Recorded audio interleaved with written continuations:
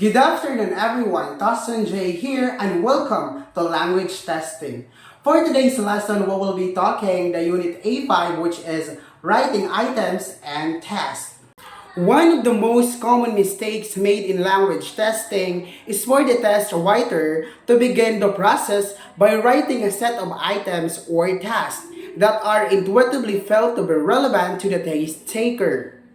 It is a process of defining task purpose, and the item is one that needs careful thought and lengthy collaborative process. So in this unit, which is complementary to Unit A4, we will investigate the process of item and task writing as part of a iterative process writing test or specification.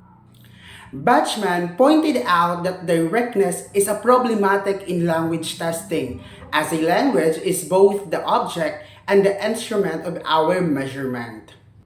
The only value of any response to any items or task is given to it by strength of inference we can make from the response as evidence to construct a language knowledge, or as ability for use within the specified parameters laid out in a framework and test specification. This means that the arguments over task authenticity that dominated in late 1970s and 80s are no longer meaningful for us. So the proponents of communicative approach in language testing argue that the only tasks that mirrored in language use in the real world should be used in communicative language tests. So that means reflecting the actual purpose of a real-world communication in clearly defined context using input and prompts that had not been adapted for use with the second language speakers. Underhill 1982, the old criticism of the multiple choice item as being something that we do not do in a real world is therefore one that we can no longer recognize as meaningful. Rather, we actually need to look at how sets or how the set of multiple choice items rather are used within the specific test in order to judge whether the responses to those items.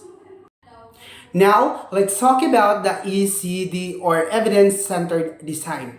When we say ECD, it is a methodology for designing assessment that underscores the role of evidentiary reasoning in assessment design.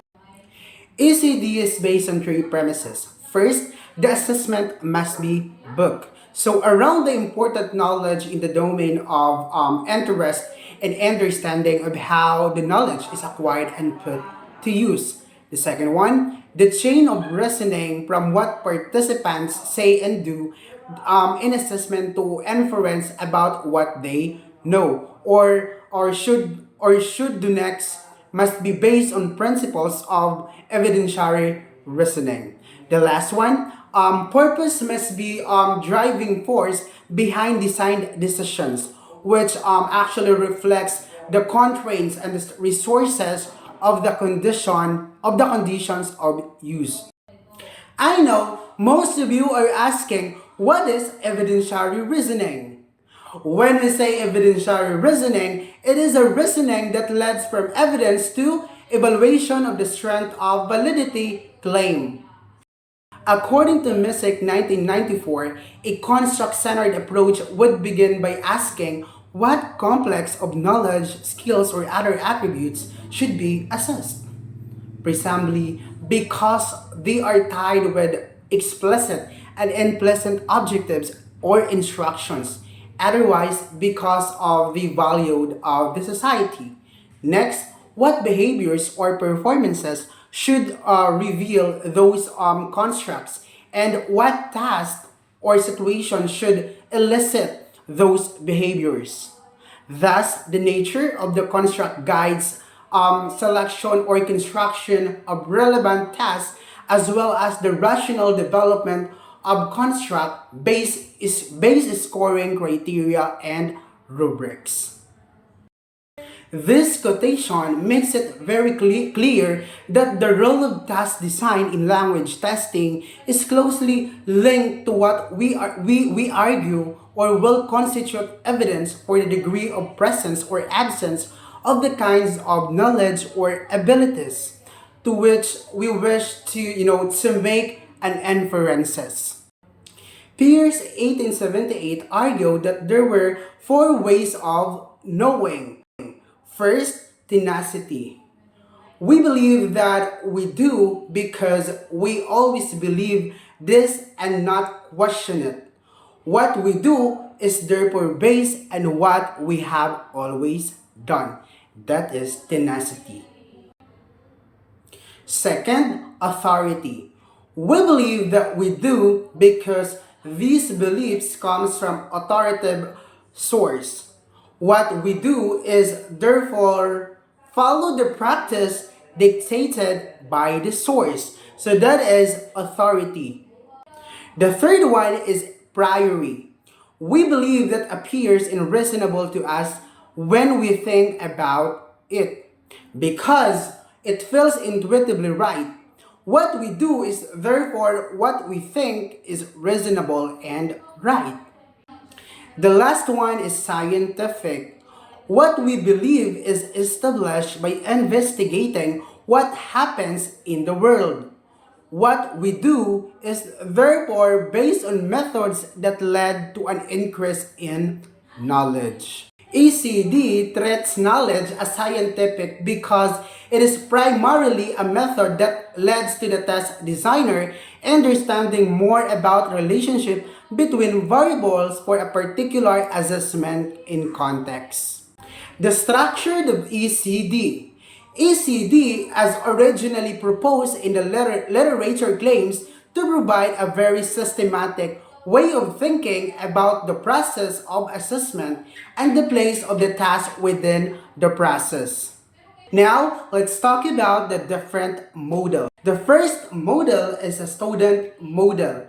This is the highest level model and needs to be designed before any models can be addressed because it defines what we wish to claim about an individual taste taker. The second one is evidence models. Evidence models answer the question, what evidence do we need to test or construct? In ECD, the evidence is frequently referred to as a work product, which means nothing more than whatever comes from what the taste takers do. Now, what about the task models? So it describes the situation in which taste takers respond to items or tasks that generate the evidence we need. The next one is presentation model. So presentation model, it describes how these will be laid and presented to the taste takers. The next one is assembly model. This model and task to work together. A target is the reliability with which each construct in a student model should be measured. The last one is delivery model. This model would also deal with issues that are relevant at the level of the entire test.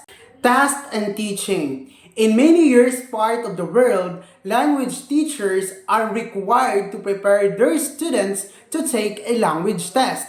As we have said, that the most obvious part of a test, it looks like in term task. And so, it like that the tasks are going to influence what is done in test preparation in the classrooms. And that's the end of my video presentation. I hope that you learned something.